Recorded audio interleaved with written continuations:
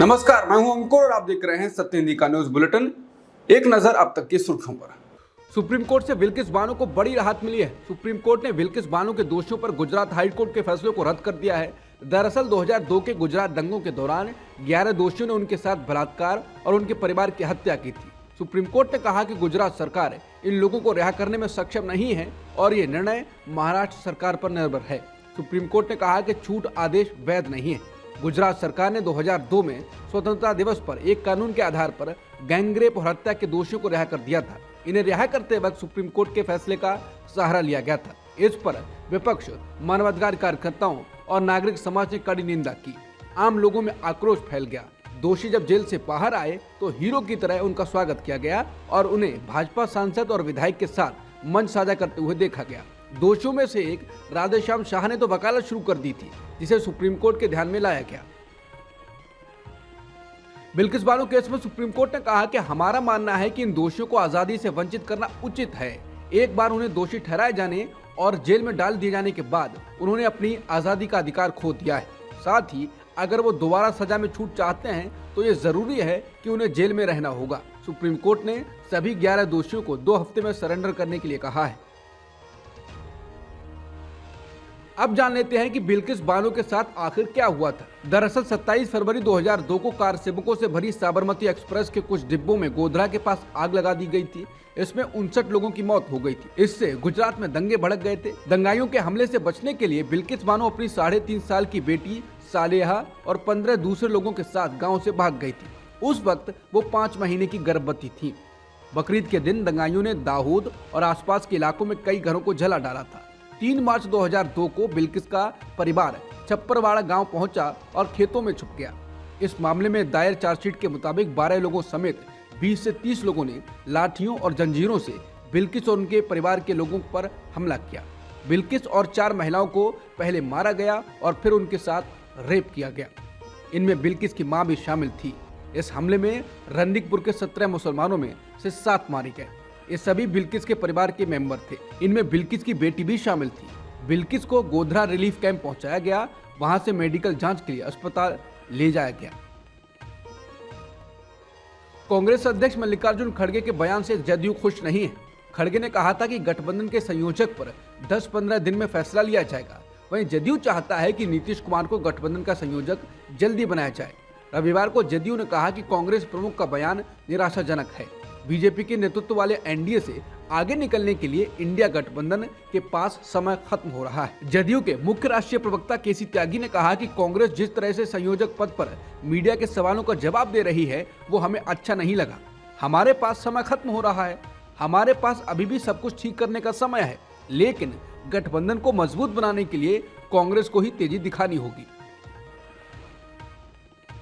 केसी त्यागी ने सवाल किया कि कांग्रेस 14 जनवरी से शुरू होने वाली भारत जोड़ो न्याय यात्रा का आयोजन क्यों कर रही है। अगर यात्रा का आयोजन किया जाना जरूरी है तो इसे इंडिया गठबंधन की यात्रा क्यों नहीं बनाया जाए। उन्होंने कहा यह इंडिया गठबंधन की यात्रा होनी चाहिए थी। इसमें गठबंधन के शीर्ष नेता भाग ले सकते थे। कांग्रेस ने अपनी भारत जोड़ो न्याय यात्रा की योजना बनाने से पहले अपने किसी सहयोगी से सलाह नहीं ली। हम उनकी यात्रा का स्वागत करते हैं, लेकिन इसे शुरू करने का सही समय नहीं था। जदयू नेता ने कहा कि जिस तरह से सहयोगी अलग अलग दिशाओं में जा रहे हैं, ये चिंता का विषय है।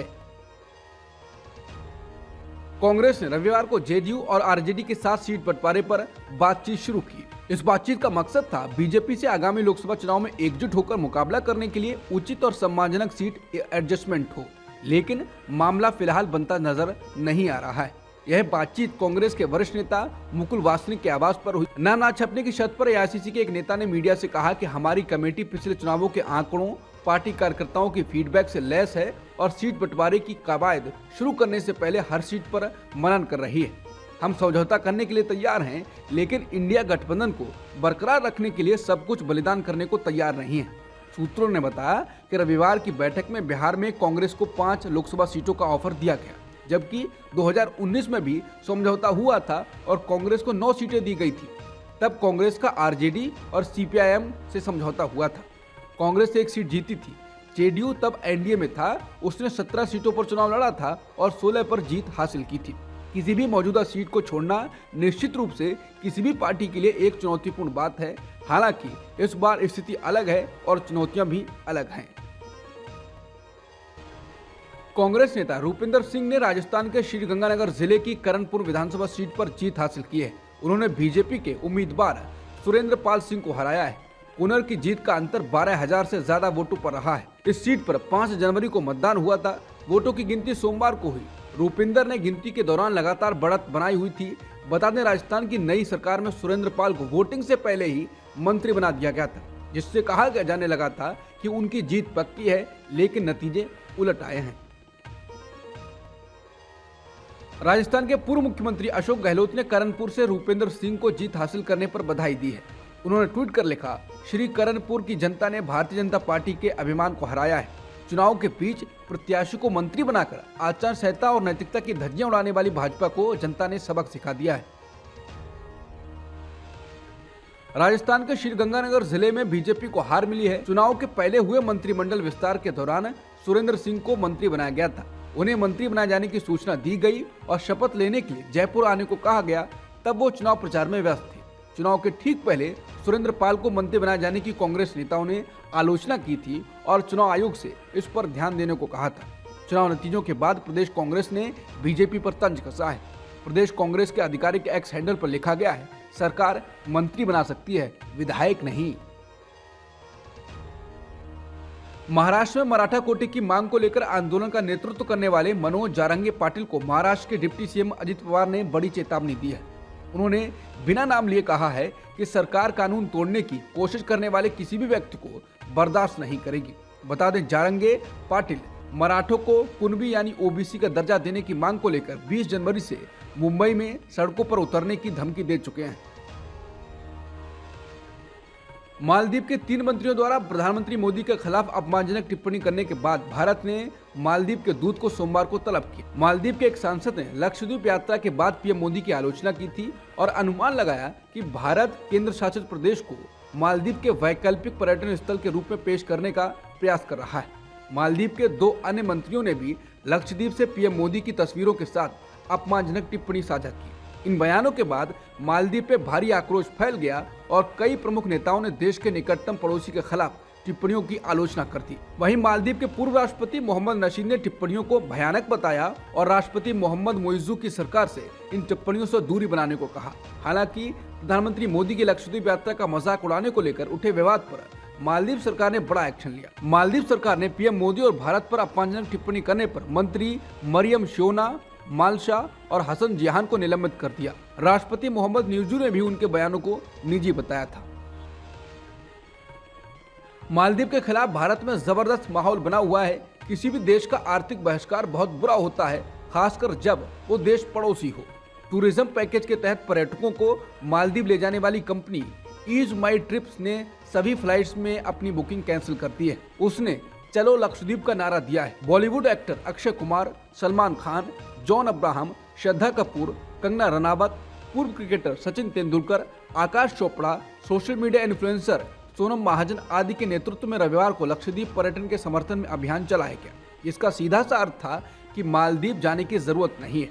हालांकि दक्षिणपंथी संगठनों और सोशल मीडिया इन्फ्लुएंसरों ने सीधे सीधे मालदीव के बहिष्कार का ऐलान कर दिया, लेकिन भारत सरकार की ओर से ऐसा कोई बयान नहीं आया कि मालदीव का आर्थिक बहिष्कार किया जाएगा।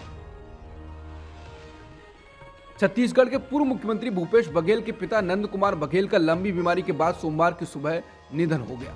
सोशल मीडिया साइट एक्स पर एक ट्वीट कर भूपेश बघेल ने ये जानकारी दी है। पिछले 15 सालों से बांग्लादेश की प्रधानमंत्री रही शेख हसीना ने फिर जीत हासिल कर ली है। ये चुनाव विवादास्पद रहा, लेकिन इसमें जीत दर्ज कर उन्होंने अपना लगातार चौथा कार्यकाल हासिल कर लिया है।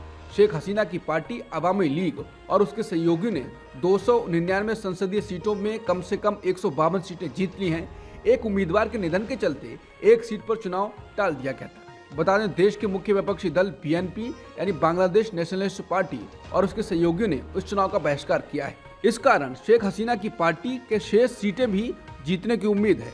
बीएनपी का आरोप है कि मतदान एक दिखावा था। 81वें गोल्डन ग्लोब अवार्ड्स में ओपनहाइमर का जलवा देखने को मिला है। रविवार रात कैलिफोर्निया में आयोजित पुरस्कार समारोह में इस फिल्म ने कुल 5 खिताब जीते हैं। ओपनहाइमर ने ड्रामा कैटेगरी में बेस्ट मोशन पिक्चर का खिताब तो जीता ही है, इस फिल्म के लिए क्रिस्टोफर नोलन को सबसे बढ़िया निर्देशक का पुरस्कार मिला है। इस फिल्म में ओपनहाइमर की भूमिका निभाने वाले सिलियन मर्फी को ड्रामा मोशन पिक्चर कैटेगरी के सबसे बढ़िया कलाकार का अवार्ड दिया गया है। वहीं लुइस स्ट्रॉस की भूमिका निभाने वाले रॉबर्ट डाउनी जूनियर को मोशन पिक्चर कैटेगरी में सबसे बढ़िया सपोर्टिंग कलाकार माना गया है। अब तक की सुर्खियों में इतना ही। बाकी खबरों के लिए बने रहिए सत्यहिंदी.com के साथ।